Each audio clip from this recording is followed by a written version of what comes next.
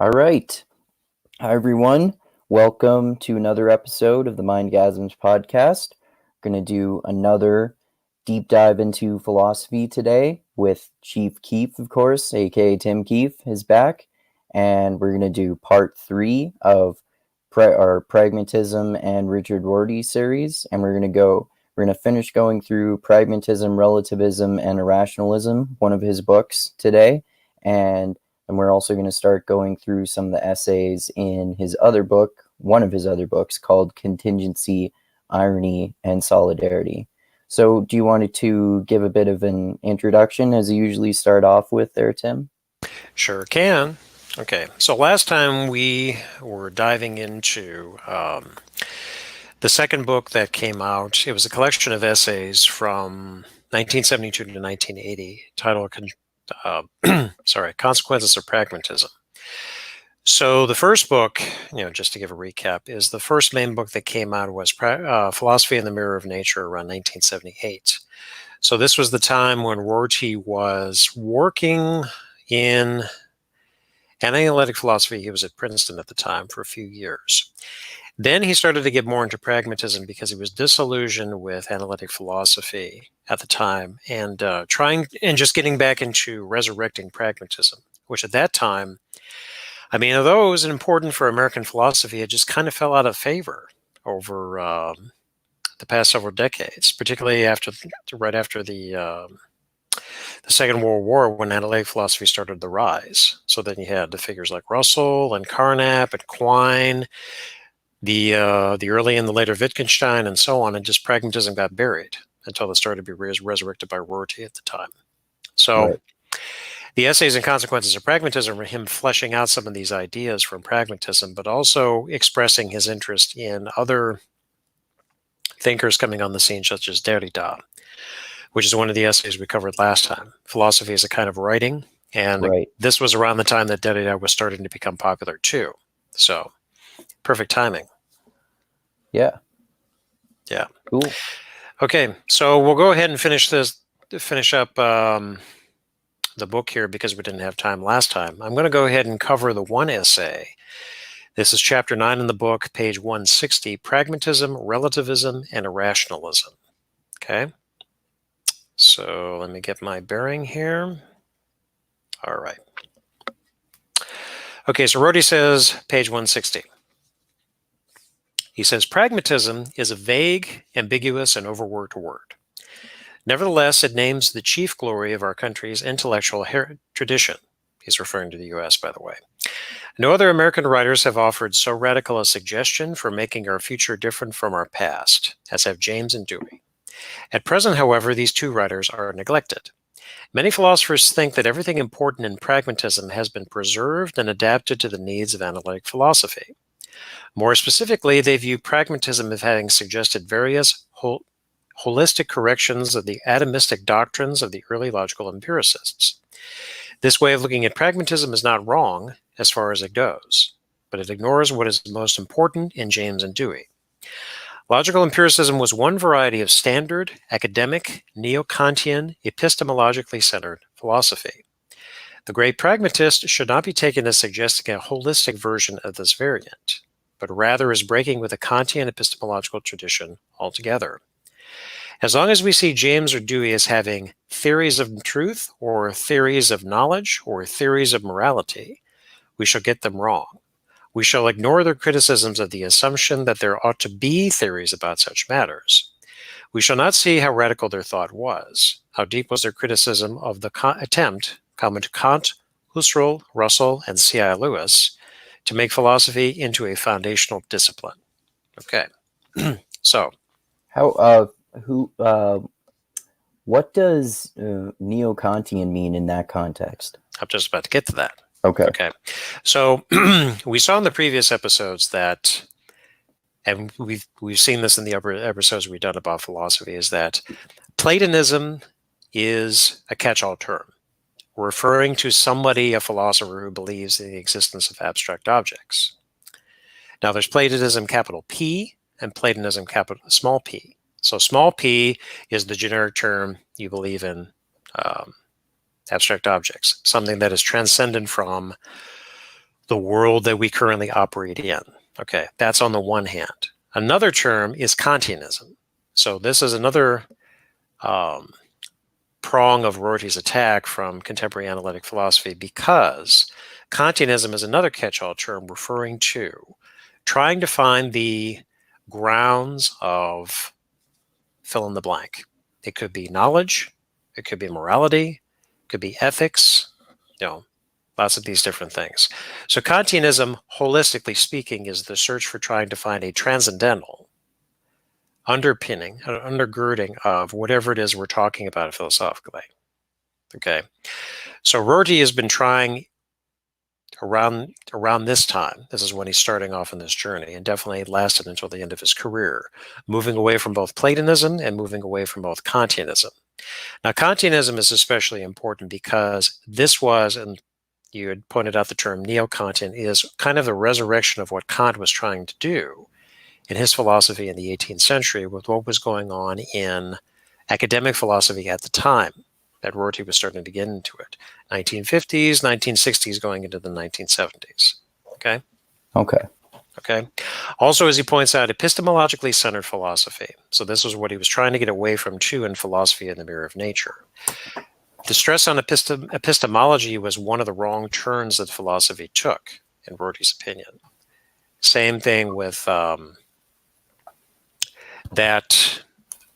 If we're talking about language, that language perfectly mirrors. This is where the metaphor of the mirror comes in.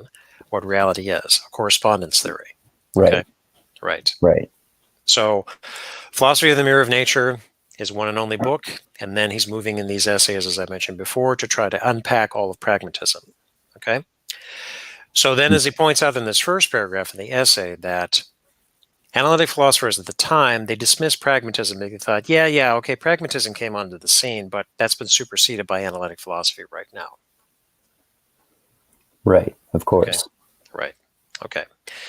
So then he continues in the next paragraph. He says, one symptom of this incorrect focus is a tendency to overpraise Peirce, Charles Sanders Peirce. Peirce is praised partly because he developed the various logical notions and various technical problems, such as the counterfactual conditional, which were taken up by the logical empiricists. But the main reason for Peirce's undeserved apotheosis is that his talk about a general theory of signs looks like an early discovery of the importance of language. For all his genius, however, Peirce never made up his mind what he wanted a general theory of signs for, nor what it might look like, nor what its relation to either logic or epistemology was supposed to be. His contribution to pragmatism was merely to have given it a name, and to have stimulated James.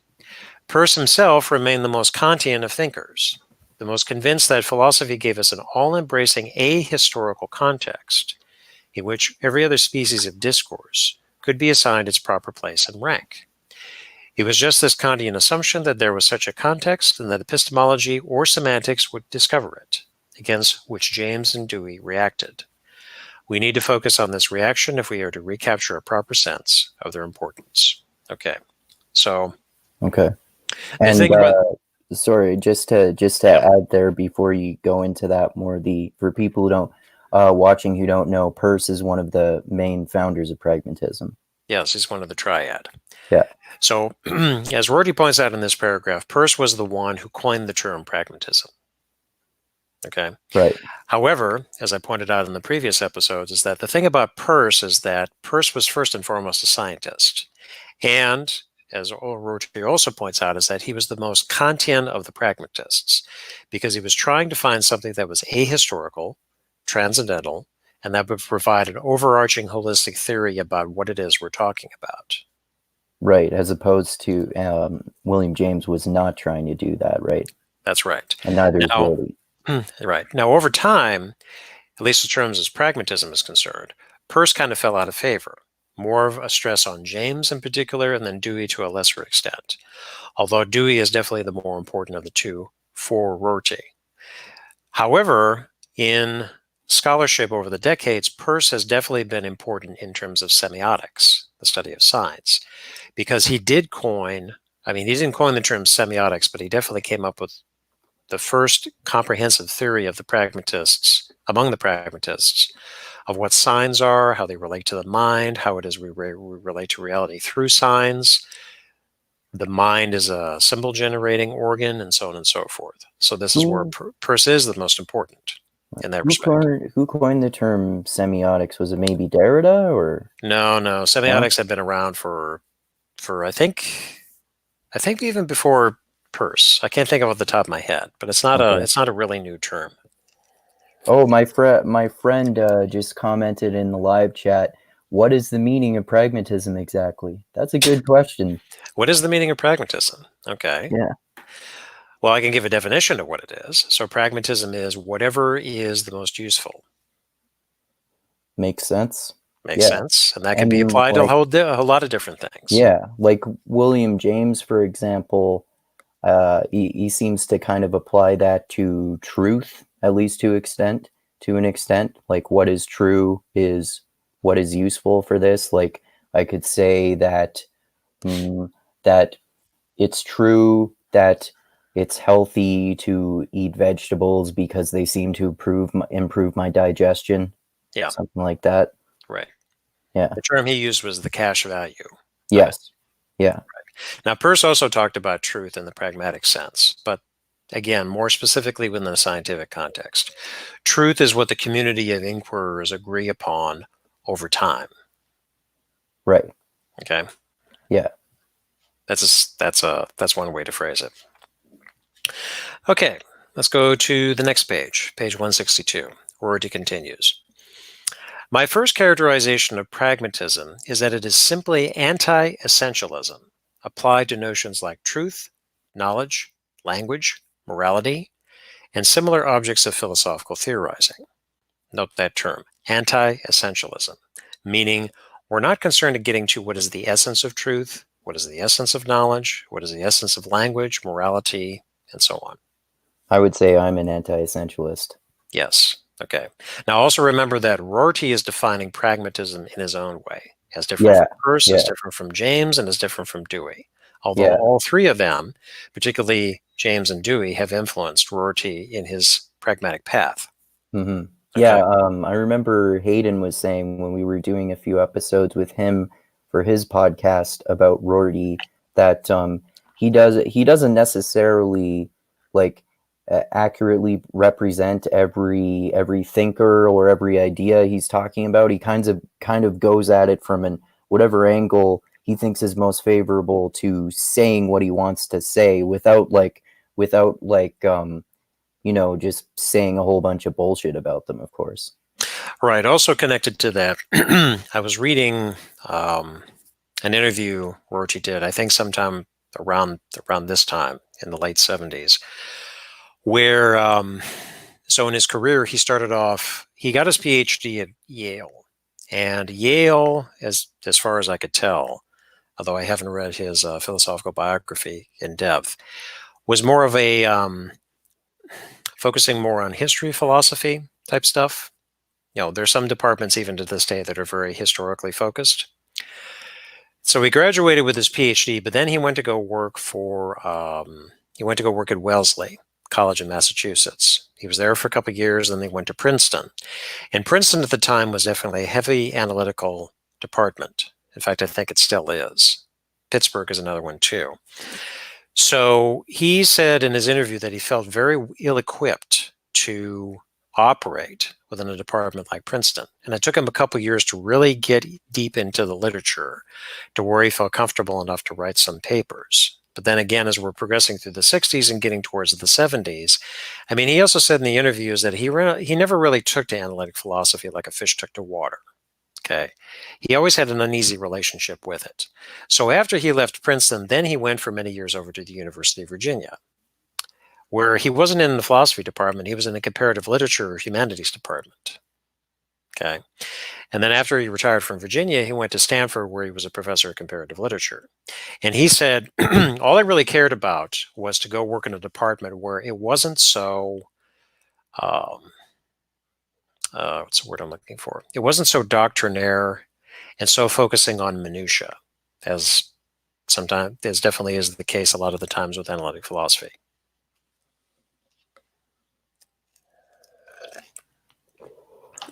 Yes, for Okay. sure.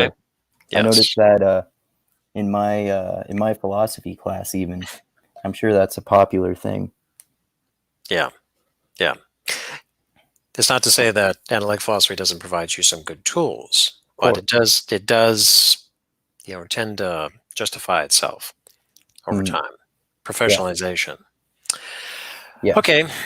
So then Rorty continues. He says James's point, however, was that there is nothing deeper to be said. Truth is not the sort of thing which has an essence. More specifically, his point was that it is no use being told that truth is correspondence to reality. Given a language and a view of what the world is like, one can, to be sure, pair off bits of the language with bits of what one takes the world to be in such a way that the sentences one believes true would have internal structures isomorphic to relations between things in the world. When we rap out the routine, undeliberated reports like, this is water, that's red, that's ugly, that's immoral, our short categorical sentences can easily be thought of as pictures, or as symbols which stitch together to make a map. Such reports do indeed pair little bits of language with little bits of the world. Once one gets to negative universal hypotheticals and the like, such pairing will become messy and ad hoc, but perhaps it can be done. James's point was that carrying out this exercise will not enlighten us about why truths are good to believe, or offer any clues as to why or whether our present view of the world is, roughly, the one we should hold. Yet nobody would have asked for a, quote, theory of truth if they had not wanted answers to these latter questions. Those who want truth to have an essence want knowledge or rationality or inquiry or the relation between thought and its object to have an essence. Further, they want to be able to use their knowledge of such essences to criticize views they take to be false, and to point the direction of progress toward the discovery of more truths. James thinks these hopes are in vain. There are no essences anywhere in the area. There is no wholesale epistemological way to direct, or criticize, or underwrite the course of inquiry. Okay. Okay? That makes sense. I like that. One of many aspects that I like about Rorty's thoughts on these subjects. Right. So it's anti-essentialist. But again, Mhm. he took this also from James. Yeah. And, as he mentioned above in the paragraph, is that James, let me read it again. James's point was that carrying out this exercise will not enlighten us about why truths are good to believe, or offer any clues as to why or whether our present view of the world is, roughly, the one we should hold. Oh, I just discovered that I can show comments in the screen when someone comments. Oh, Sorry, I yeah. got distracted by that. That's cool. I didn't know that. Yeah. So we answered this question. What is the meaning of pragmatism? Yeah. And after my friend saw me take a bong hit, he said this. And I said that. Time for a And bong hit, too. he said, you twisted my arm. Yeah, sorry. Okay. Yeah, so let's go ahead and press on. Next paragraph, Rorty continues. He says, rather, the pragmatists tell us it is the vocabulary of practice rather than a theory, of action rather than contemplation, in which one can say something useful about truth. Nobody engages in epistemology or semantics because he wants to know how this is read pictures the world. Rather, we want to know in what sense Pasteur's view of disease picture the world accurately, and Paracelsus's inaccurately, or what exactly it is that Marx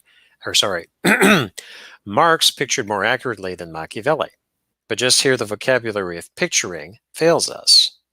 When we turn from individual sentences to vocabularies and theories, critical terminology naturally sifts from metaphors of isomorphism, symbolism, and mapping to talk of utility, convenience, and likelihood of getting what we want. Okay. So I would say that's a pretty good summary of what pragmatism is. I got a little confused with that part about Marx and Machiavelli.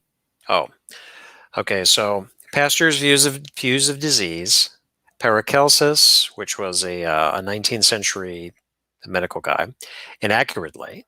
meaning he was wrong, or what exactly it is that Marx pictured more accurately than Machiavelli, meaning is Marx's view of the world better than Machiavelli's view of the world? Oh, okay. Okay. Okay. So in other words, how is it that one thinker's is better than another thinker's? Are they equal? Are they better? Are they okay. whatever it is, type of thing? Okay. Machiavelli wrote that famous book, The Prince, right? And he had Right. that philosophy about politics that's kind of like the idea of being manipulative to pursue your political goals in a way. Yes. Yeah. Do what is necessary to achieve your goals. Yeah. Yes. One of the earliest self-help books. Yeah, that's true. All right. So then Rorty continues lower. He says, the whole vocabulary of isomorphism, picturing and mapping, is out of place here, as indeed is the notion of being true of objects. Okay. So such slogans as love is the only law, history is the story of class struggle. That's a classic line from Marx. Okay. These are sentences that one throws out there, but are we saying that these sentences completely map reality? Do they picture reality? Okay. Right. Like the representationalist theory. Yes. That was the other thing in philosophy of mirror nature. Anti-epistemology, really, and anti-representationalist. That's where the mind is the mirror of nature comes in. Right. Okay. So, and my friend just made this comment a minute ago. I think he wants some clarification on what it means to be Machiavellian. Oh wait, no, Yes. that's not it. That's where we get the word This Machiavellian. one. Yes. What did he mean about Machiavelli? Well, I think we were talking about how he writes about in the book The Prince, basically about how it's a good idea to manipulate people to achieve your political goals. It's kind of like a selfish philosophy a selfish political philosophy, really, I would say. I mean, Yes. how would you elaborate further on that? I mean, just what I said before. Do what is necessary to achieve one's ends. Yeah. Yeah, you could basically boil it down to that. Mm-hmm. Yeah. Okay. Okay, pressing on. Still on page 163, Rorty continues. He says, James's dictum about truth says that the vocabulary of practice is uneliminable, that no distinction of kind separates the sciences from the crafts, from moral reflection, or from art. Okay, so practice is essential here Makes about sense. truth. Okay, so truth has no essence. Truth emerges, so to speak, within practice. How is it used? So truth is a habit in a way, kind of? Yes, you could say it's a habit. In fact, Peirce touched on that too when he talked about truth, about habits. Okay, we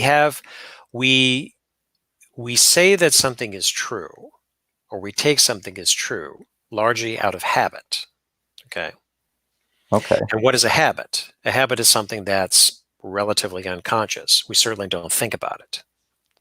You could say, you think maybe you could connect that back to empiricism in a way, because you could say like a similar example to the one that I used earlier, like oh yeah, I guess another similar one would be like I see a red car right now, and because I've seen other things that are that color before, I know that it's red. Or maybe a better example would be, I have observed that if I lift weights in the gym, then I get stronger at lifting weights. Therefore, lifting weights makes you stronger. Yes, that's a good way to put it. Your example about red is we describe this object as red because we have seen many examples of this color red. Right. Okay. Now you can go a little bit farther and you say that red as a color doesn't exist on its own. Exactly. Something is red. Lots of different things could be red. The car, an apple, a bird, sunset, some described as red. But we have seen enough examples of the color red to say, yes, this fill in the blank is red. Yeah. So it's the habit that we've created, which we know is not representational of reality, because what we see as colors are just kind of hallucinations created by our brains, because it's reflecting light at different places on the spectrum. Well, you're perceiving it. Now, the thing about hallucination, that's always the counterexample brought up about the veridicality of perception. Is it always what you see is what you get? Not exactly, Right. because what happens if you're colorblind? Yeah. You're seeing something other than red, but your friend says, no, that's red. Okay. You might not be even aware that you're colorblind at the time unless you're diagnosed with it. Yeah. Yeah, Okay. exactly. Or you see a hallucination, or you have a dream of something that's red and you say, well, I see a red car in my mind, or I was dreaming about a red car last night. Well, how do you know it's red? Because again, you have seen many examples of something that was red, and you can point out that this, yeah, I remember it as red. Right. So you've practiced that habit of identifying things as red. Yes. And then again about James with the dictum of truth. Well, James, I don't recall, had mentioned about habit. Peirce definitely did, but it's about practice. Okay. Truth is inextricably tied up with a practice because there is no essentialism about it, no essence to truth. Right. Okay. Right. So then the next paragraph where it continues. So a second characterization of pragmatism might go like this. There is no epistemological difference between truth about what ought to be and truth about what is, nor any metaphysical difference between facts and values, nor any methodological difference between morality and science. He continues, even non-pragmatists think Plato was wrong to think of moral philosophy as discovering the essence of goodness, and Mill and Kant, John Stuart Mill, wrong in trying to reduce moral choice to a rule. But every reason for saying that they were wrong is a reason for thinking the epistemological tradition wrong in looking for the essence of science and in trying to reduce rationality to a rule. For the pragmatists, the pattern of all inquiry, scientific as well as moral, is deliberation concerning the relative attractions of various concrete alternatives. The idea that in science or philosophy we can attribute method for deliberation between alternative results of speculation is just wishful thinking. Okay. Okay? Yeah, that makes sense. So, unpacking, summing this up in a different way, is that truth about what ought to be and truth about what is, okay? Should or is. No difference. No metaphysical difference between facts and values. Facts are what are, values are what you attribute to a fact. Mm-hmm. Okay. The fact that I see a red car, let's go with your example, the fact that I see a red car before me has no bearing on whether I think it is something good or not. I Yeah. value a red car versus a green car. Yes, there is a Okay. distinction contrary to what people like Sam Harris say. Right. Well, the whole thing is about the fact value distinction. Okay. Yeah. That's a problem with the philosophy, is that facts and values are different. Yes. But pragmatists are saying there is no metaphysical difference Ah, so they because again, agree with Sam Harris in that we're way. anti-essentialist about this. Okay. Oh, okay. Well, All wait, right. no, they don't agree with Sam Harris then, because he's essentialist about it. Right. Sam Yeah. Harris is an essentialist about this. Beware Yeah. of the essentialist. Yeah. Okay. And then, nor any methodological difference between morality and science. Okay. So, morality is its own. I mean, the classical definition would be morality is its own body of knowledge, science is its own body of knowledge, and never the twain shall meet. Pragmatists say, no, there's no methodological difference between the two. Right. Okay. And Okay. then later on in the paragraph where he's talking about a method, okay, between alternative results of speculation, can come up with a consistent method.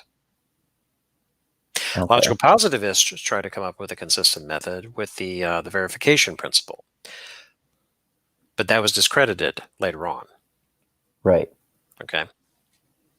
So, trying to sum up here, pragmatists are anti-essentialists. Pragmatists are collapsing distinctions between two things that were held to be separate. And pragmatists are all about practice. Right. Okay.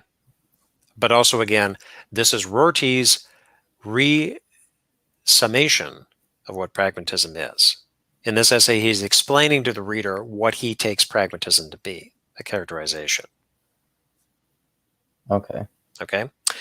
So then on the next page, 164, he's continuing. He says, traditional, Platonic, epistemologically centered philosophy is the search for such procedures. These are mechanical procedures. It is the search for a way in which one can avoid the need for conversation and deliberation and simply tick off the way things are.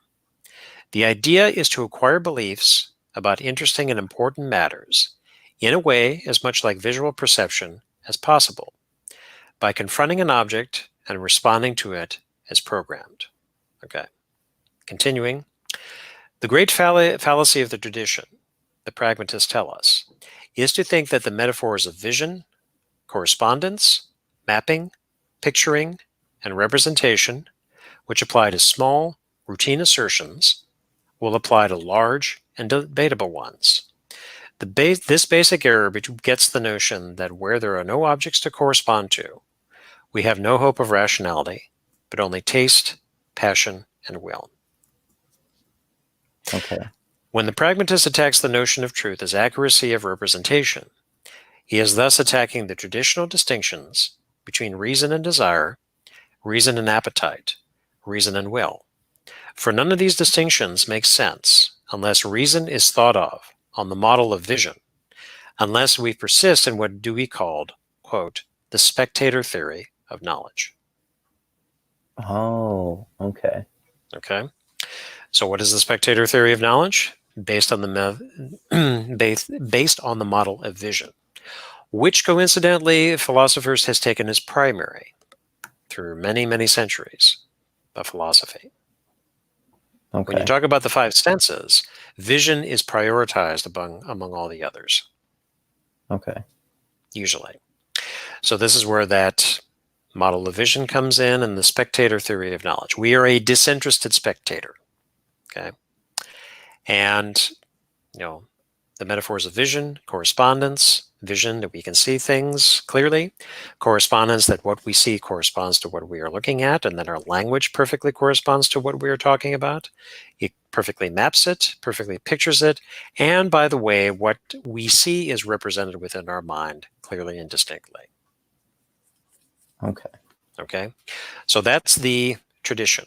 But the pragmatists are saying, we're doing away with this. And instead, we should talk about it, deliberate about such things, come to some kind of an agreement, then move forward. Then converse, deliberate, move forward. Converse, deliberate, move forward.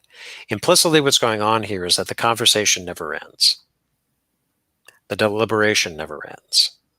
Right. Okay? So when we're talking about truth, for example, the jury is not out on what truth is. Hell, if that had been decided a long time ago, it would have been decided a long time ago, because philosophers have been talking about it ever since Plato, well over 2,000 years.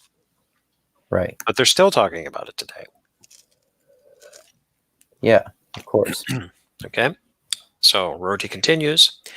He says, the pragmatist tells us that once we get rid of this model, we see that the Platonic idea of the life of reason is impossible. A life spent representing objects accurately would be spent recording the results of calculations, reasoning through sorites, calling out the unobservable properties of things, construing cases according to unambiguous criteria, getting things right. Okay. Okay? That's a tall order right there. Yeah, that's for sure. Okay. So then he says below, he says, let me sum up by offering a third and final characterization of pragmatism. It is the doctrine that there are no constraints on inquiry save conversational ones. No wholesale constraints derive from the nature of the objects, or of the mind, or of language, but only those retail constraints provided by the remarks of our fellow inquirers. Okay. Okay. So is this is kind of starting to sound a bit too like other than truth being a practice, it's also kind of like socially constructed or a collectively constructed concept. Would that be fair? Yes, but you got to be careful about that. You remember so the term he uses here is conversational. Okay. Okay. Yes, you could say that it's socially constructed, but the problem there is you might run into the problem of what are the constructions? What is the grounding of a social world? Okay. Are these is there a transcendent superstructure or scaffolding that allows the social to exist so that we can partake of conversation? No. No. All we have is conversation. Oh, okay. Okay. Oh, And we okay. could Is talk that about a whole lot of things. What is the social? We continue this conversation of what the social is. The social 100 years ago may or may not be the same as the social of 2020. Certainly talk about the mind has changed over the centuries. The talk about knowledge has changed over the centuries. Talk about morality has changed over the centuries, and so on. The conversation continues. And conversation are the only constraints that we have. okay? This Okay. this actually sounds maybe a little similar to his theory, like his theories of language, like how you're not going to arrive at an essentialist understanding of language, but you're always kind of the language is always changing according to the situation, and it changes across history. Yes, and language itself is a subject of conversation. What do Yeah, we do in talking about it? We come upon what we decide we're going to take language as, and it's likely going to change within a few years or so. yes, exactly. Okay. All right. So he continues. The pragmatist tells us that it is useless to hope that objects will constrain us to believe the truth about them, if only they are approached with an unclouded mental eye, or a rigorous method, or a perspicuous language. He wants us to give up the notion that God or evolution or some other underwriter of our present world picture has programmed us as machines for accurate verbal picturing, and that philosophy brings self-knowledge by letting us read our own program. The only sense in which we are constrained to truth is that, as Peirce suggested, we can make no sense of the notion that the view which can survive all objections might be false. But objections, conversational constraints, cannot be anticipated. There is no method for knowing when one has reached the truth, or when one is closer to it than before. Ah, there you go. Okay. Pretty good stuff so far, eh? Hmm. All right. Oh, my friend just made this comment, which actually kind of seems relevant. Allegory of the cave. You're not seeing the true representations of reality. You're seeing shadows of them. You could say that. You could say that, however, you have to be careful because the what's wrapped up in the allegory of the cave is that the person who has been in the cave does not know the true form. Right. Okay. So once one has been led out of the cave, one can see more clearly what the forms are. Right. Yeah. That's true. However, what Rorty would say is just because you've been let out of the cave only means that you have unclouded your mind to a certain extent, but that doesn't end the conversation. Okay, so now you're Yeah. out of the cave, then what comes? Well, we don't know.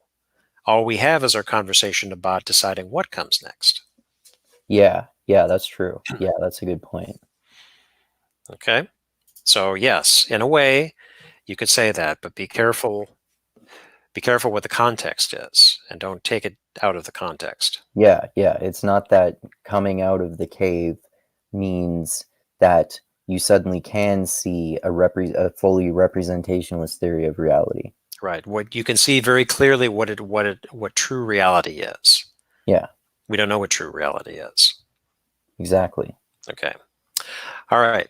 So Rorty continues on the next page, page 166. He says, I prefer this third way of characterizing pragmatism because it seems to me to focus on a fundamental choice which confronts the reflective mind, that between accepting the contingent character of starting points and attempting to evade this contingency. To accept the contingency of starting points is to accept our inheritance from and our conversation with our fellow humans as our only source of guidance.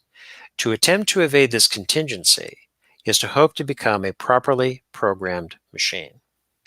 This was the hope which Plato thought might be fulfilled at the top of the divided line, when we pass beyond hypotheses. The divided line is another metaphor of the Republic. Christians have hoped it might be attained by becoming attuned to the voice of God in the heart, and Cartesians that it might be fulfilled by emptying the mind and seeking the indubitable. Since Kant, philosophers have hoped that it might be fulfilled by finding the a priori structure of any possible inquiry, or language, or form of social life. If we give up this hope, we shall lose what Nietzsche called metaphysical comfort, but we may gain a renewed sense of community. Our identification with our community, our society, our political tradition, our intellectual heritage, is heightened when we see this community as ours rather than nature's, shaped rather than found, one among many which men have made. In the end, the pragmatists tell us, what matters is our loyalty to other human beings clinging together against the dark, not our hope of getting things right. James, in arguing against realists and idealists that, quote, the trail of the human serpent is over all, was reminding us that our glory is in our participation in fallible and transitory human projects, not in our obedience to permanent, non-human constraints. Okay. Okay? So, in summary, note the one term here, contingency. Okay. So contingency is the opposite of necessity. Necessity means it must be. Contingency, it could be or could have been. Okay. So, as inquirers, philosophers alike, when we were born and in what culture we were born, and the stories that we have inherited was contingent. We could have been born hundreds of years ago, or we could be born in the future when the story has changed. But we ended up where we were now. Okay, Right. so that's the thing about contingency. It's very important in Rorty's philosophy here. Yeah, it could have been different. Then, to take your friend's mention of the allegory of the cave, one has been freed from the cave, goes to the surface, and you're not confronted with the unchanging forms, quote, true reality. Rather, you and your fellow inhabitants of the cave only have each other. Okay? That's the community. You lose, that's a good term that Nietzsche provides, is the metaphysical comfort. There are no forms. There is no true reality. There is just the community, our society, our political tradition, our intellectual heritage. And this is ours, what we possess, rather than what is out there, unchanging, and that is given to us to work with. Right. Okay? Shaped rather than found. It's an important phrase right there too. Yeah, that's a good word for it, or Okay. distinction between those two specific words. Yep. Okay, so that's the first section of the essay on pragmatism, where he attempts to define and take as his characterization of pragmatism. So let's move to the next section. This is still on page 166. This is relativism. All right. So Rorty begins. He says, relativism is the view that every belief on a certain topic, or perhaps about any topic, is as good as every other. No one holds this view. Let me read that again. No one holds this view. Yes. As opposed to people strawmanning, public intellectuals in particular, strawmanning about that all the time, Yes. like Rorty, Jordan Peterson. right. Rorty continues. Except for the occasional cooperative freshman, one cannot find anybody who says that two incompatible opinions on an important topic are equally good. Hmm. The philosophers who get called relativists are those who say that the grounds for choosing between such opinions are less algorithmic than had been thought. Thus, one may be attacked as a relativist for holding that familiarity of terminology is a criterion of theory choice in physical science, or that coherence with the institutions of the surviving parliamentary democracies is a criterion in social philosophy. When such criteria are invoked, critics say that the resulting philosophical position assumes an unjustified primacy for, quote, our conceptual framework, or our purposes, or our institutions.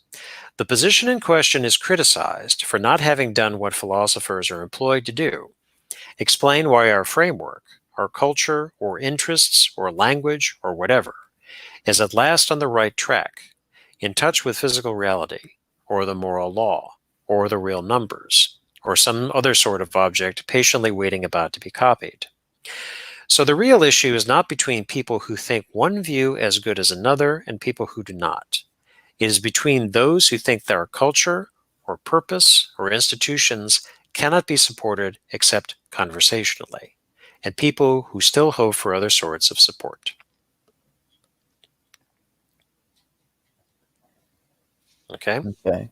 Yeah, So, I mean, that sounds like just more of a request for nuance than this like narrative that he was talking about, that, oh, everything is just the same as everything else. Can't say that one thing is better or worse than anything else.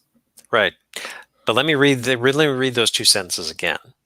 No one holds this view, except for the occasional cooperative freshman. Hmm. Slightly snide remark there. Yeah. One cannot find anybody who says that two incompatible opinions on an important topic are equally good. Okay? So, one can get called a relativist, but then you ask your interlocutor, well, what do you mean by a relativist? Well, you're saying that any position is as good as any other. Okay? Do you, the accuser, believe that? Yeah. That's a retort. So if somebody gets called a relativist, as Rorty defines here, is that no, nobody's going to say any position is as good as any else. Rather, that it's not clearly distinct, or that you don't have as much criteria to determine that one is better than the other as you might have thought. Right. You could say that A is better than B, but maybe in a certain context versus another context. Yeah. Yeah, Okay. exactly. Or A is better than B. I mean, going with the context, A is better than B now in 2020 versus, say, 50 years ago. Yeah, exactly. Okay. Yeah. You could say that about a lot of political positions on various issues. Sure. It's just a shame that people get so wedded to their own political positions. It's Yeah. it's a massive ego investment that is not healthy. Yeah, for sure. Okay.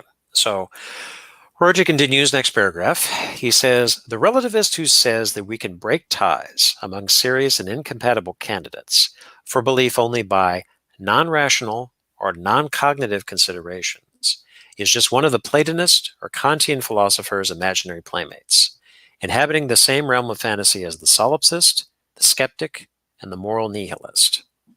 Disillusioned or whimsical, Platonists and Kantians occasionally play at being one or another of these characters. But when they do, they are never offering relativism or skepticism or nihilism as a serious suggestion about how we might do things differently.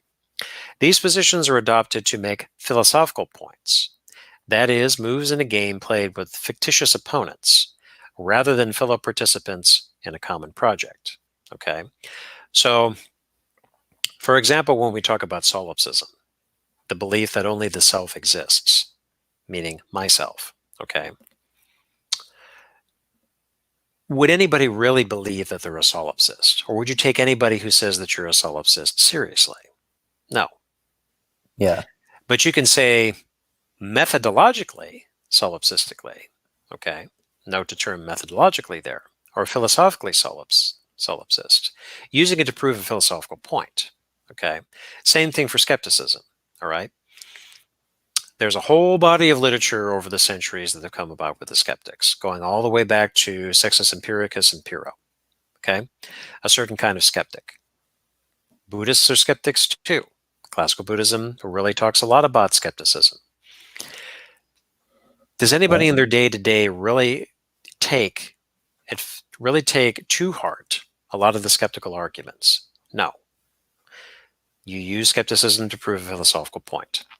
Okay? Mm-hmm. And then lastly, about moral nihilism. Well, there are no standards. Okay, it's, if there is no God, then everything is permitted type of thing. All right.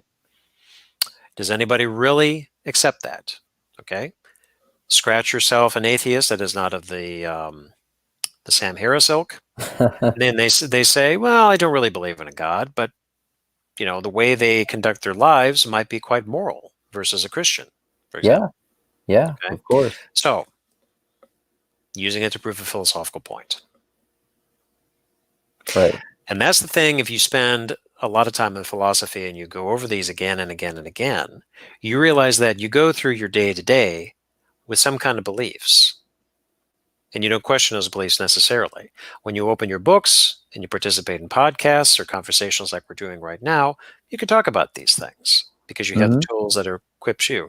And then over time, I know this has certainly happened to me since I've been reading in the subject for many years, it starts to seep into your thinking patterns and it changes things. Okay? Yeah. Being a skeptic is unqualifiedly a good thing.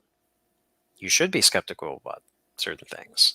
But skeptical about everything? Well, you couldn't get out of bed in the morning if you were skeptical. Or you could still be skeptical of it, but not enough that you think there's only a little bit skeptical of it. Like I'm at least 99% sure that if I get out of bed, I won't fall through the floor. Right. Now, when we talk about the habits, okay, you can reference Hume here. I know that the sun will rise tomorrow because of, I don't think he quite even used these terms, but it's because of a habit. All right. Right. There's no ironclad reason why the sun should rise tomorrow. We expect it will because we have formed a habit, using that terminology. We have formed a habit over many, many years that at a certain time in the morning the sun will rise. Okay. Yeah. All right. So then Rorty continues the next paragraph. He says, the association of pragmatism with relativism is a result of a confusion between the pragmatist's attitude toward philosophical theories with his attitude towards real theories. James and Dewey are, to be sure, meta-philosophical relativists in a certain limited sense. Namely, they think there is no way to choose, and no point in choosing, between incompatible philosophical theories of the typical Platonic or Kantian type. Such theories are attempts to ground some element of our practices on something external to these practices.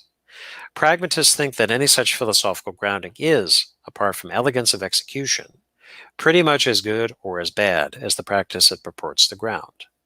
They regard the project of grounding as a wheel that plays no part in the mechanism. Okay. Okay. Yeah.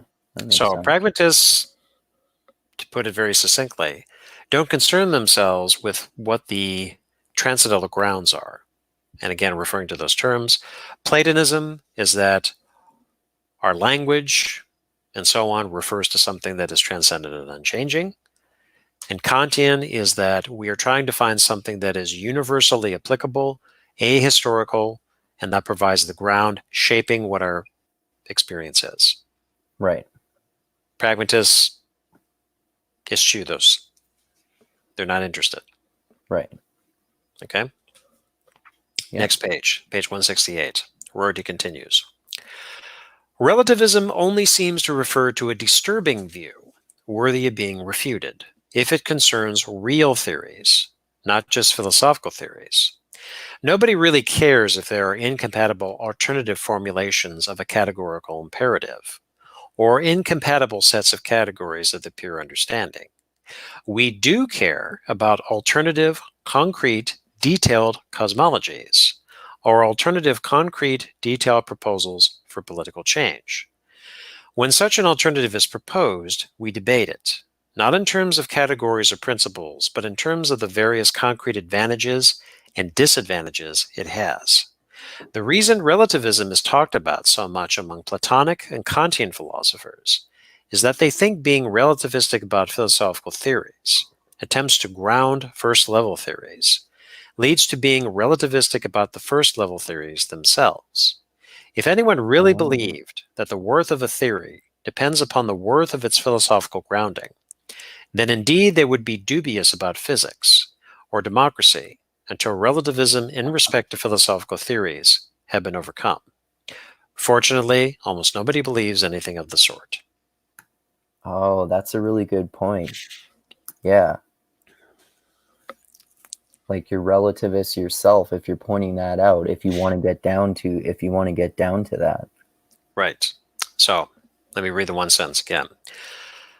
When such an alternative is proposed, a concrete alternative, we debate it not in terms of categories or principles, but in terms of the various concrete advantages and disadvantages it has.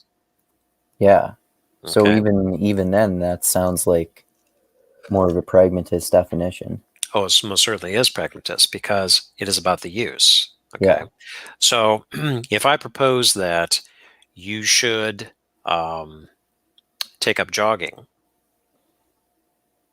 Mm-hmm. we can debate about what the advantages and disadvantages are. More generally speaking, and then something that is more respective to your situation. Okay. Right. If you have bad knees, taking up running is probably not such a good idea. Mm-hmm. But I am not going to appeal to some transcendental all running is good type of principle to convince you. Right. Okay. Next paragraph. Rorty says, what people do believe is that it would be good to hook up our views about democracy, mathematics, physics, God, and everything else into a coherent story about how everything hangs together. Getting such a synoptic view often does require us to change radically our views on particular subjects. But this holistic process of readjustment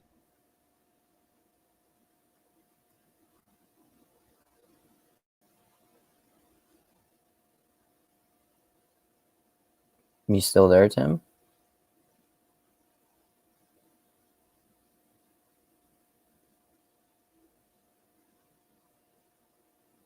Hello.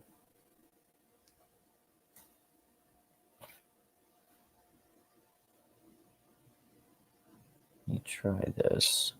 it has become more and more apparent to non-philosophers that a really professional philosopher can supply a philosophical foundation for just about anything. This is one reason why philosophers have, in the course of our century, become increasingly isolated from the rest of culture. Your audio just got cut out for about 20 seconds. Oops, okay, let me go back. When it turns out that suggested constraints, necessities, and principles are as plentiful as blackberries, nothing changes except the attitude of the rest of culture toward the philosophers.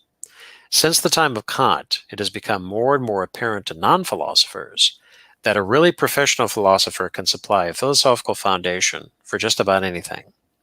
This is one reason why philosophers have, in the course of our century, the 20th meaning, become increasingly isolated from the rest of culture. Our proposals to guarantee this and clarify that have come to strike our fellow intellectuals as merely comic. Right. Okay? So, in other words, the problem with philosophers, because they're concerning themselves with, I have to get the grounding right, I have to get the transcendental grounding right, providing the ultimate theory to explain why everything hangs together. They are isolating themselves from the culture at large and from the greater conversation. Right. That wasn't always the case. But Rorty is also pointing out an unfortunate tendency that had happened since the early part of the 20th century when philosophers became more and more professionalized. Right. The supreme outcome of that being analytic philosophers who were just debating minutiae back and forth with each other. Right. Okay. And that's the end of that section. So Rorty was responding to the charge that pragmatists are relativists. Right. Okay. Now let's go to the last section.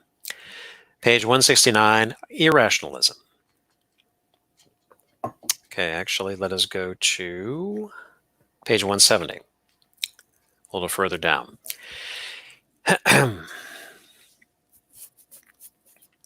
So at the bottom of the page, Rorty says, I have reminded you of the parochial issue about professionalization, not in order to persuade you to one side or the other, but rather to exhibit the source of the anti-pragmatist's passion.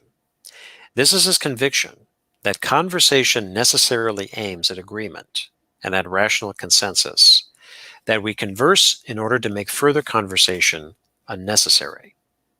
The anti-pragmatist believes that conversation only makes sense if something like the Platonic theory of recollection is right.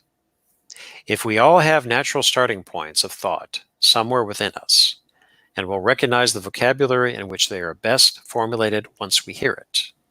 For only if something like that is true, will conversation have a natural goal. Okay?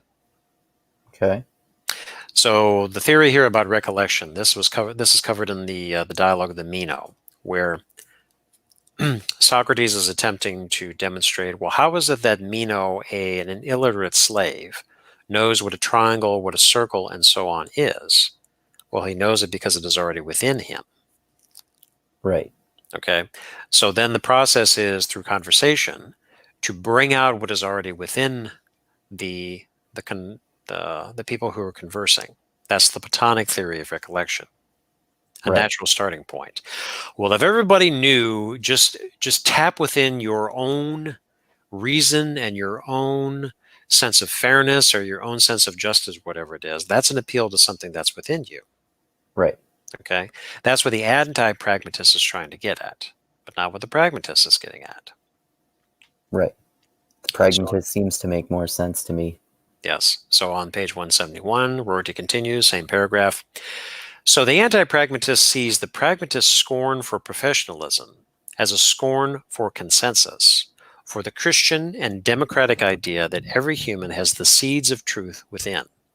The pragmatist attitude seems to him elitist and dilettantish, reminiscent of Alcibiades rather than of Socrates.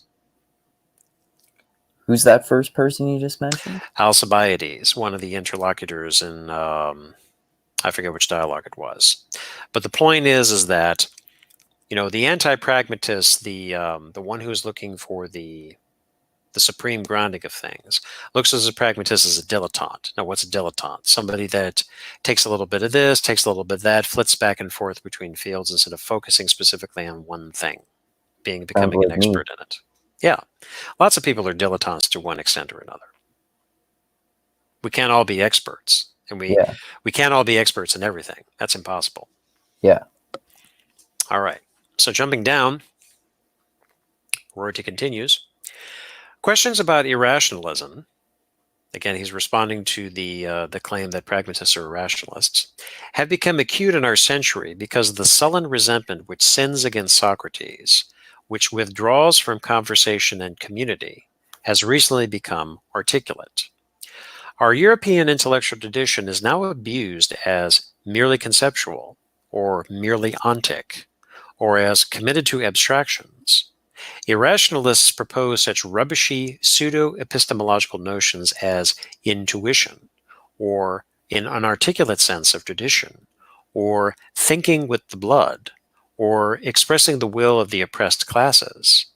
Our tyrants and bandits are more hateful than those of earlier times because, invoking such self-deceptive rhetoric, they pose as intellectuals. Our tyrants write philosophy in the morning and torture in the afternoon. Our bandits alternatively read Hölderlin and bomb people into bloody scraps. So our culture clings more than ever to the hope of the Enlightenment, the hope that drove Kant to make philosophy formal and rigorous and professional. We hope that by formulating the right conceptions of reason, of science, of thought, of knowledge, of morality, the conception which expresses their essence, we shall have a shield against irrationalist resentment and hatred. I like that. That's well written. And Yeah. so he means the ontic and the Heideggerian sense there, like Yes. how he makes the distinction between ontic and ontological. Ontological. Yes. And ontic is it's more like the perspective, like the human perspective in a way, and ontological is examining existence, and usually the ontic is not separated out from the ontological. Ontics is about the small b beings. Right. Ontological is about the big B beings, the ground of the ontic. Right. Okay. All right. Next paragraph, 172. Rorty continues. He says, Pragmatists tell us that this hope is in vain, this shielding against irrationalist resentment and hatred. On their view, the Socratic virtues, willingness to talk, to listen to other people, to weigh the consequences of our actions upon other people, are simply moral virtues. They cannot be inculcated nor fortified by theoretical research into essence. Irrationalists who tell us to think with our blood cannot be rebutted by better accounts of the nature of thought, or of knowledge, or logic. The pragmatists tell us that the conversation which it is our moral duty to continue is merely our project, the European intellectual's form of life. It has no metaphysical nor epistemological guarantee of success. Further, and this is the crucial point, we do not know what success would mean except simply continuance. We are not conversing because we have a goal, but because Socratic conversation is an activity which is its own end. Okay. Okay. Oh, I meant to he used that phrase there again. I meant to ask you about that earlier. What does thinking with the blood mean? Thinking with the blood. So I think that's a reference to, say, like tradition, Oh, okay. to the nation, not as the nation state, but as the people. Okay, the Irish way of doing things, or the English way of doing things, or the German way of doing things. Thinking with the blood. Okay. Okay. Yeah. So the last point, as he says, the crucial point, we do not know what success would mean except simply continuance. We are not conversing because we have a goal, but because Socratic conversation is an activity which is its own end. Right. Okay. So conversation is really all that we have. And we continue the conversation. As long as we are continuing the conversation, we have success. It is when we don't have the conversation, and conversation has been cut off, that we're in serious trouble. Right. Okay? So, on that simple note, one who lives in North America should be very thankful that they continue a conversation such as this. Yeah. Could be otherwise, and was otherwise at one point. Yep. Okay, next paragraph. Rorty says, for the traditional Platonic or Kantian philosopher, on the other hand, the possibility of grounding the European form of life, of showing it to be more than European, more than the contingent human project, seems the central task of philosophy. There's that term contingency again. He wants to show that sinning against Socrates is sinning against our nature, not just against our community. So he sees the pragmatist as an irrationalist. Okay. Okay. Jumping down, Rorty continues. Reason, as the term is used in the Platonic and Kantian traditions, is interlocked with the notions of truth as correspondence, of knowledge as discovery of essence, of morality as obedience to principle, all the notions which the pragmatist tries to deconstruct. For better or worse, the Platonic and Kantian vocabularies are the ones in which Europe has described and praised the Socratic virtues. It is not clear that we know how to describe these virtues without those vocabularies. So in other words, we contingently have found ourselves in the European tradition, even though as Americans, we're a slight offshoot in the European tradition. But we kind of get the point here. We find ourselves as contingent within this European tradition. The European tradition has provided us, contingently, with these vocabularies in which we talk about such things.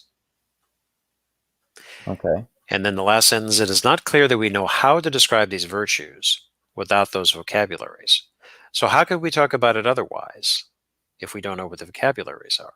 Had we been born in the Middle Ages, for example, we would have operated within a different set of vocabularies. Right. If we had been born centuries before, in the Greek and Roman period, we would have also had those vocabularies in which we described things, which then changed over time. Once you came into the medieval world, the vocabularies changed. Once you moved into the modern world, starting with Descartes, the vocabularies changed. Right. All the way up until now, the 20th and going into the 21st century, the vocabularies have changed. And we have inherited the vocabularies of the centuries past. We don't know what vocabularies we're going to use 1 to 200 to 300 years from now. But we will retain, but whoever it is speaking at the time will retain the vocabularies that have come before. Right. All of which has been contingent. They have inherited these. And you work within what you're inherited with.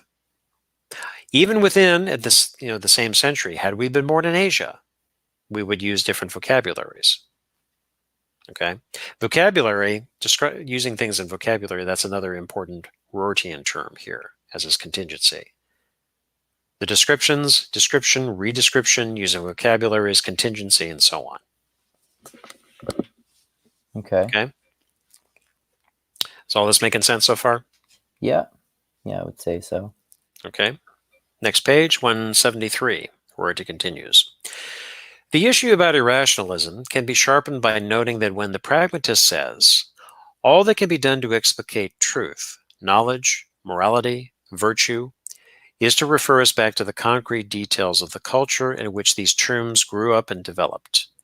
The defender of the Enlightenment takes him to be saying, truth and virtue are simply what a community agrees that they are.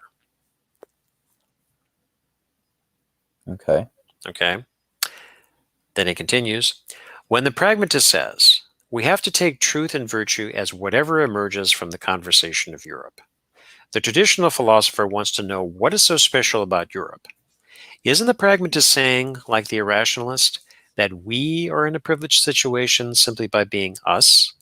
Further, isn't there something terribly dangerous about the notion that truth can only be characterized as the outcome of doing more of what we are doing now?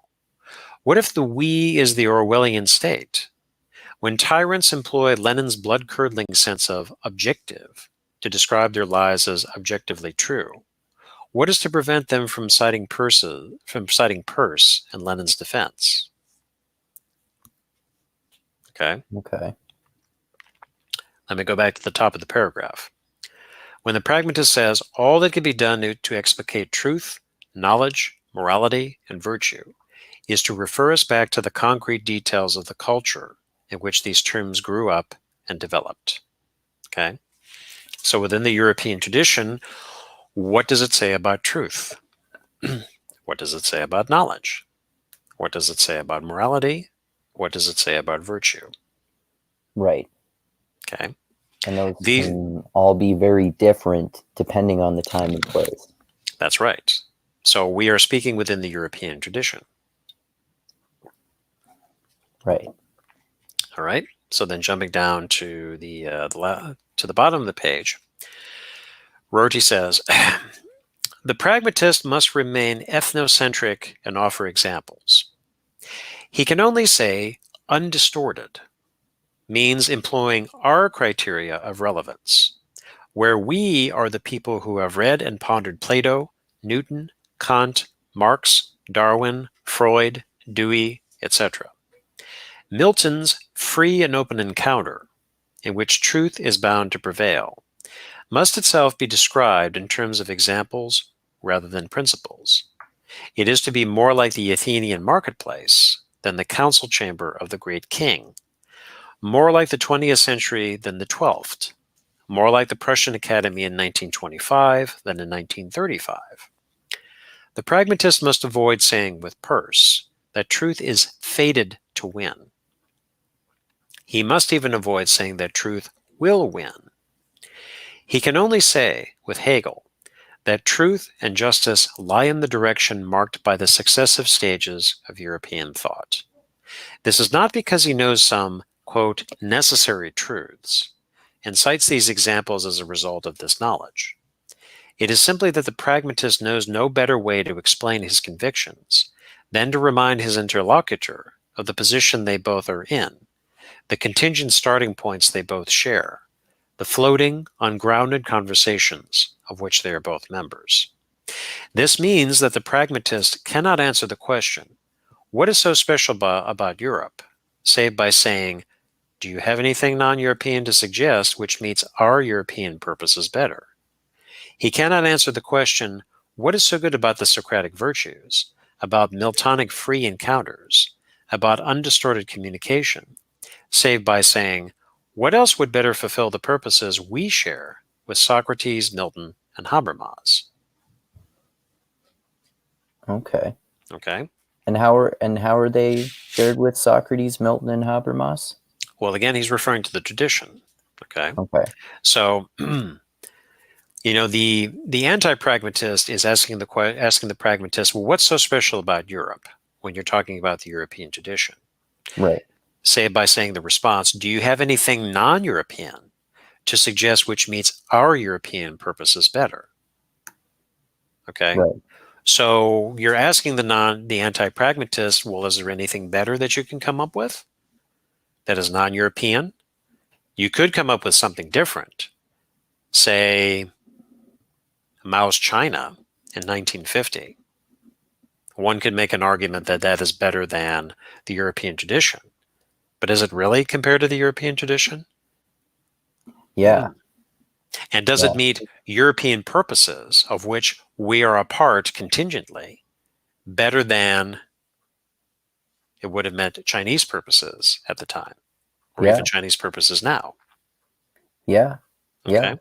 That's like bringing it back to what he was saying about that. It's that um, these things are contingent upon about all the relevant factors involved in that situation, in that place, at that point of history, and one can be better than the other. Like for now, the European conception works better than for then under those circumstances, for sure. Right. So even though you might have critics of the European saying that it's racist or sexist or imperialistic or whatever it is, because we've heard Yeah. of the charges against that, Yeah. then you can ask, can you come up with anything better? Yeah, exactly. You could even apply this to people who are talking about returning to socialism. Okay. So Yeah. capitalism doesn't work, so we are going to move in the direction of socialism. Okay. Mm-hmm. So socialism is also part of the European tradition. Yep. Okay. Yep. Socialism also has been applied to the non European tradition.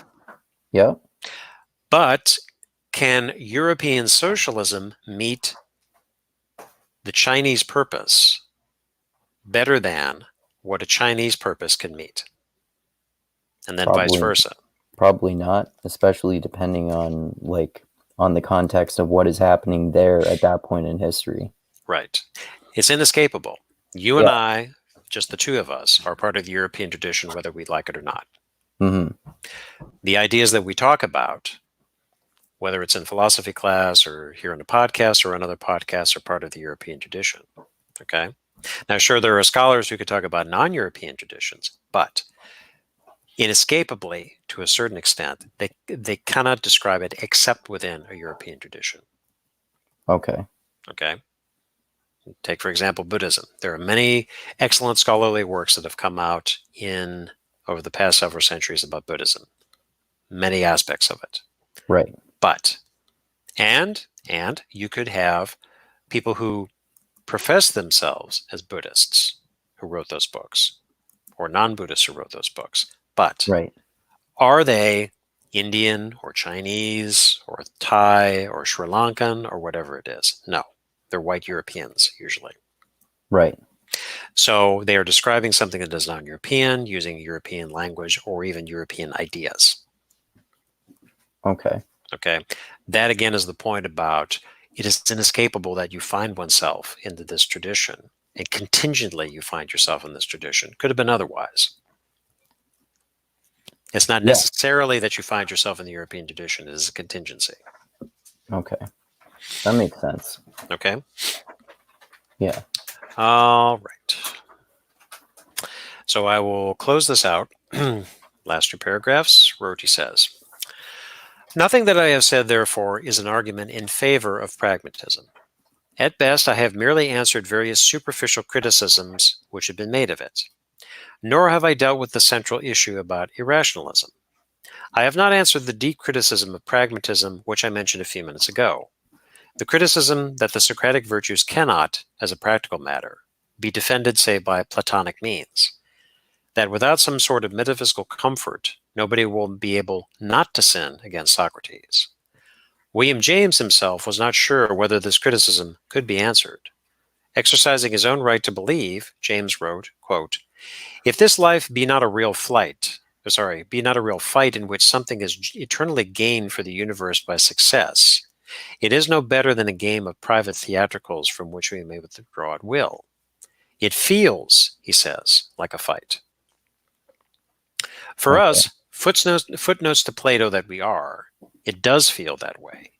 But if James's own pragmatism were taken seriously, if pragmatism became central to our culture and our self-image, then it would no longer feel that way. We do not know how it would feel. We do not even know whether, given such a change in tone, the conversation of Europe might not falter and die away. We just do not know. James and Dewey offered us no guarantees. They simply pointed to the situation we stand in, now that both the age of faith and the Enlightenment seem beyond recovery. They grasped our time and thought. We did not change the course of the conversation in the way they suggested we might. Perhaps we are still unable to do so. Perhaps we never shall be able to do so. But we can nevertheless honor James and Dewey for having offered what very few philosophers have succeeded in giving us, a hint of how our lives might be changed. Ah. Okay. Okay? Yeah. So that ends that essay. All right. All right, so let's go ahead and skip to the last essay in the book.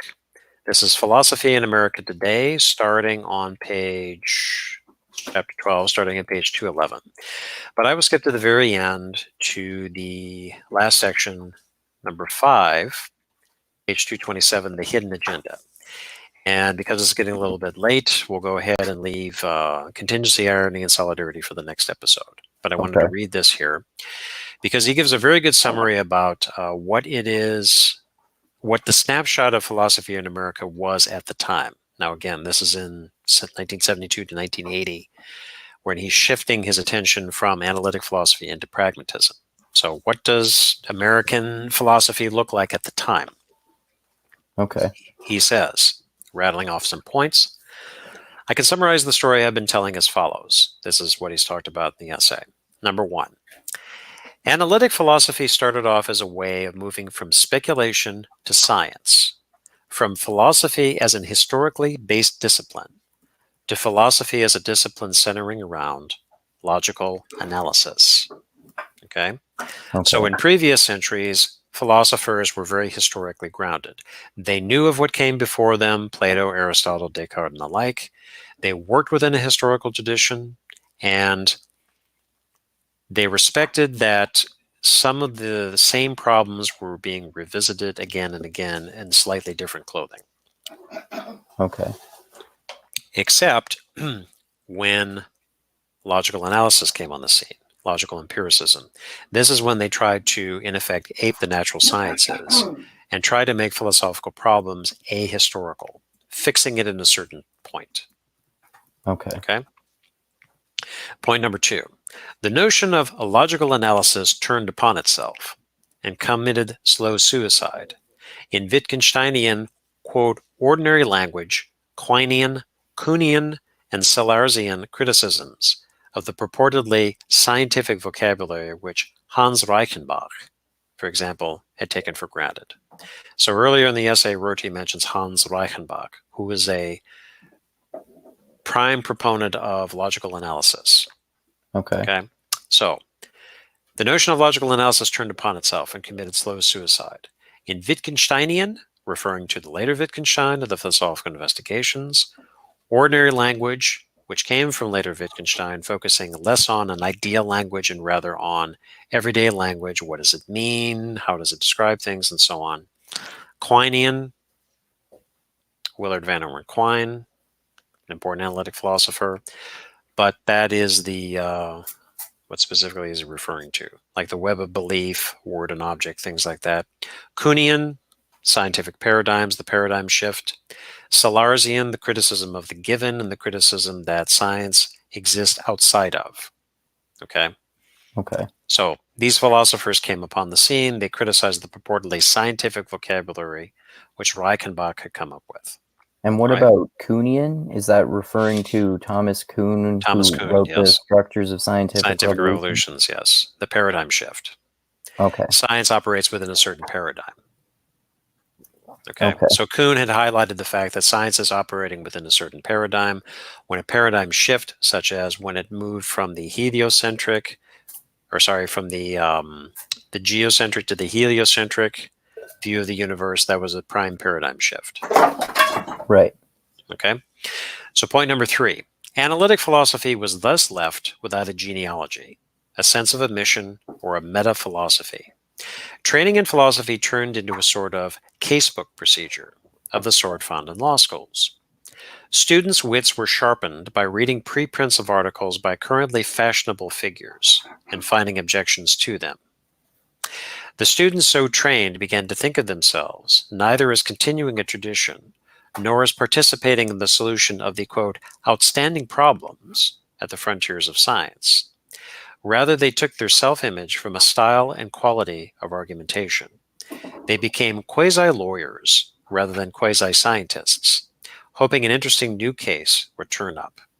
Now, that very much is the case today, too, where certain papers that philosophers write would start, the title of which is Response to fill in the blank. Yeah. You've probably seen these. Yeah. Response to Davidson, response to Rorty on a particular topic. Okay. Yeah. Yeah. So they're not coming up with anything new. They're responding to something that has already been written. Yeah. All right. And true too about analytic philosophy. Where I went to, my program was very historically grounded, and I'm thankful for it. I could have gone to a department where they could have probably cared less about history or philosophy except in a survey course. Right. Those departments still exist, by the way. Oh, okay. Or, they have a lot of overlap. I would say nowadays they probably have more overlap with things like cognitive science. I'm trying to think here. Off the top of my head, I can't think of any departments, but some of them are, was it Indiana University, I remember from years ago, where there was definitely an overlap with cognitive science and with linguistics in Indiana University's PhD program, for example. Oh, yeah, that wouldn't surprise me. Right. Same thing in Canada, too. Certain universities lean in that direction. Right. Okay. Point number 4. This development hardened the split between analytic and continental philosophy by moving the study of Hegel, Nietzsche, Heidegger, etc. out of philosophy departments. In American universities, this tradition is now discussed in various other departments, for example, those of history, politics, and comparative literature. So I mentioned earlier on that in Rorty's own philosophical biography, The Progression of His Career, once he left Princeton, he went to Virginia, and he was not in the philosophy department there. He was in the humanities department. Right. Why? Because that allowed him to focus on people like Nietzsche, Heidegger, and so on. Whereas in the philosophy departments, the heavily analytical at the time. And there weren't so many Continental departments in the 50s and 60s. Nowadays they are, and it has been for a couple decades. Like Duquesne University, which is in Pittsburgh, has always been a Continental department for as long as I can remember. Oh, okay. Pennsylvania State University is another one too. In fact, one of my professors at my undergraduate college got his PhD from there. Oh, okay. Yeah. So you have very hardcore analytic departments that don't take Nietzsche seriously, don't take Heidegger seriously, don't take Hegel seriously. They're focusing on these quasi-scientific approaches, this casebook procedure, as Rorty mentions. Okay. Okay. Point 5. The result is to leave American philosophy departments stranded somewhere between the humanities, their ancestral home, the natural sciences, the territory into which they once hoped to move, but were never fully accepted, and the social sciences, towards which they're now putting out failures. Coincidentally, with the social sciences, and this is also, I'm tying this into a later series of articles, Achieving Our Country, where Rorty criticizes the academic left, such things like identity politics and Foucault and all of these things, the resentful left, blah, blah, blah. Yeah, I like that he does that. That was starting to move in towards the social sciences, okay? Right. Okay, so at this time here in the 70s, you didn't have women's studies, at least I don't think you did, women's studies or stuff like that. I mean, you had feminist philosophers, but not women's studies or colonial studies or things like that, all these boutique, quasi-humanistic or social sciences. Okay? Okay. The older sort of philosophy professor, who might have been an historian or literary critic almost as well, is dying out. The newer sort would like to think of himself as a free-ranging analytic intellect, able to bring up philosophical expertise, quote unquote, philosophical expertise, to bear on anything that comes up, but also as having a home territory about which he commands special knowledge. This is, however, a difficult image to sustain. Increasingly short half-lives of philosophical problems and programs makes the home territory shifting ground. The rest of the academy has, reasonably enough, become puzzled about what, quote, philosophical expertise might be. At one point here, the older sort of philosophy professor, who might well have been an historian or literary critic almost as well, is dying out. Coincidentally, when you're coming to New Greek translations of Plato and Aristotle from the early part of the century, they weren't necessarily made by philosophers. They might have been made by classicists, what we definitely would call classicists, the people who study the classics, Greek and Latin literature. Oh, okay. Nietzsche himself was a philologist. What's that mean again? A philologist is somebody who studies older texts. Okay. Okay. Certain writings, this is particularly Greek and Latin. Greek and Latin documents, writings, epigrams, and so on and so forth. Nietzsche was trained as a philologist. He wasn't trained as a philosopher. Oh, okay. Okay. And he was a professor of philology at 26 at the University of Basel, which he then left because he couldn't take it anymore. Right. Part of the reason. He also had lifelong serious physical ailments that just caused him to wander. And then that's when he decamped in Switzerland for quite a while before he went to Italy. Okay. Okay. So going to the next page, 228. Let's see. Rorty says, my story has been one of struggles between kinds of professors. Professors with different aptitudes and consequently with different paradigms and interests. It is a story of academic politics, not much more in the long run than a matter of what sort of professors come under which departmental budget. Problems created by academic politics can be solved by more academic politics. One may expect that by the end of the century, again, this is the 20th, philosophy in America will have gotten over the ambiguities which have marked the last 30 years, and will begin to develop, once again, a clear self-image. One possibility is that this image will be of a new discipline, one not much more than 50 years old, and which, unless analytic philosophy has, in the meantime, triumphed in the Continental universities, does not try to link up with, or even to argue with, what is practiced under the heading of, quote, philosophy in other parts of the world. Okay. However, my treatment of the topic has left something out. Quarrels between professors are never entirely disconnected from larger quarrels. There was a hidden agenda behind the split between old-fashioned humanistic philosophy, of the Dewey Whitehead sort, and the positivists, and a similar agenda lies behind the current split between devotees of analytic and of continental philosophy. The heavy breathing on both sides about the immorality or stupidity of the opposition signals passions which academic power struggles cannot fully explain. Yeah, that's true. Okay, and then continuing. Although philosophy is not something which once was whole and now is sundered, something else is, namely the secular intellectual's conception of himself. Up until Kant, the secular intellectual saw the knowledge gained by the advancing natural sciences as the point of his life. Through the 19th century, men like Huxley and Clifford and Peirce still saw respect for scientific truth as the highest human virtue, the moral equivalent of the Christian's love and fear of God. These 19th century figures were Reichenbach's heroes. But the 19th century also saw the rise of a new sort of secular intellectual, one who had lost faith in science with the same thoroughness as the Enlightenment had lost faith in God.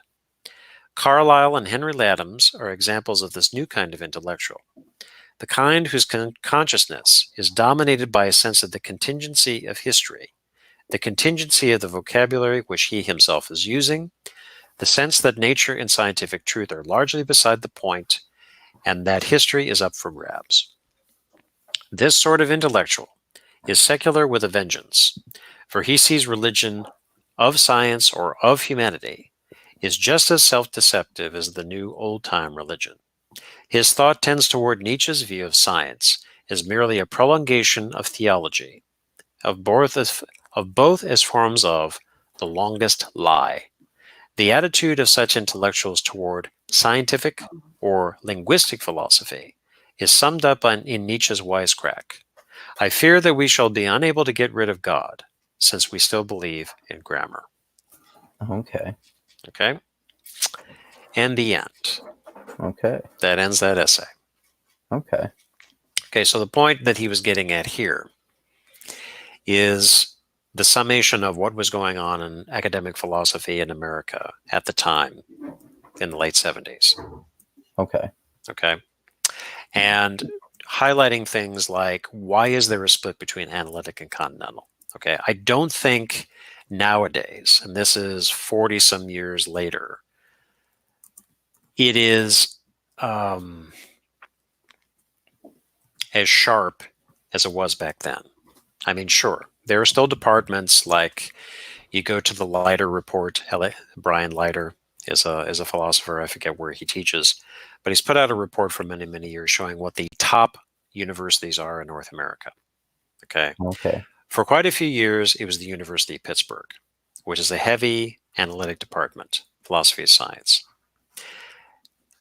Pittsburgh is still in the top 5, but number 1 is now New York University in New York City. Now, why is that? I think it's because you have analytic philosophers, you have a little bit of cognitive science, which gained popularity in the ensuing 40 years from when Rorty was writing about this. But I also think that there's a little bit more of an overlap. Okay, you could go to certain departments like mine, which were historically informed. One of the profs that came there, she was new at the time, was a graduate of Pittsburgh, who wrote her dissertation on some 18th century philosophy of mathematics, and you had some. I think there's some religiously oriented professors there now. From time to time, I look at the department, but I think maybe there's less of a split between analytic and continental as there once was. Some are still leaning more in that direction. Like you would not go to Pittsburgh to learn continental philosophy necessarily. Okay. But you could go to Penn State. You could go to Duquesne. You could go to See, what's another one? Possibly Chicago. Chicago's a little bit more historically informed, has been for many decades. But it's still, I would still say that Analytic is dominant in this respect. Is New York University, isn't that where Jonathan Haidt teaches? Yes. Okay, I thought I remembered that. But he's not a philosopher. No, he's a social psychologist. Social psychologist, right? Mm-hmm. Yeah. But if you're ever curious, this goes to the listener too. Just look up these universities and look at the professors there, because they will show what their areas of interest are. Some of them, ancient philosophy. Other ones, 19th century German philosophy. Other ones, like Greg Sadler, he leans in a certain direction, but he's also very historically informed. That's why I like him. Yeah, he's also a very personable teacher too. I seem to watch one of his videos almost every day, because he's always putting out new ones, and I'm always catching up on old series of his too. Yeah, one of these days I'm actually going to set aside a couple days to try to go through all the half-hour Hegels. Yeah, he has like tons of those. I forget how many exactly. I think he might have hundreds, because he goes over individual paragraphs. That's right. That's a very close reading. And yeah. Again, that's why I really like and respect somebody like Greg, because of his depth of knowledge. He has taught the introduction classes. He certainly has made really good and profitable use of YouTube to disseminate it to a wider audience. And he really reads the texts closely. Yeah. He's not a so-called YouTube intellectual, just spouting off with half-baked opinions. Yeah, exactly. Yeah, particularly for somebody like me who was trained as an academic philosopher at one point. I really appreciate that. Yeah, definitely. Yes.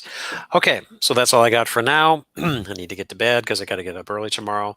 So we will leave Contingency, Irony, and Solidarity, which was his next book that came out in the early to mid-'80s, for next time. Okay. All right, cool. Well, yeah, thanks.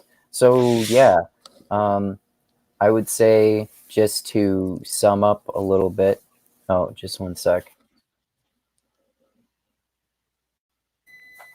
All right, the microwave was going off. Just to sum up, yeah, it's good to think about Richard Rorty's thoughts on his anti-essentialism, truth, relativism, and the split between Continental and Analytic philosophy. Yeah, all very interesting. And someone commented and said this: fantastic speaker. But I think they meant to say speaker, by the way. I think they're probably talking about you, so good for you, Tim. You sure he's talking about me? Yeah.